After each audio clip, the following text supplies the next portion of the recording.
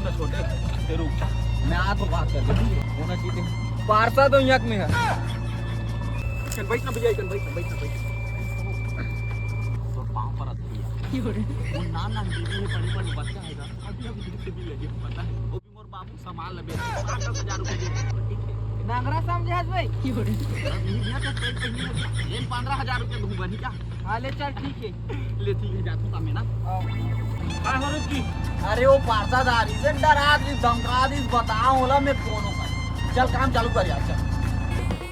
दुनिया के मनखे मन ले चोदू बनाती लागे माफियास, कदे जेल कदे बेल लागे माफियास, बड़े बजे 12 बोर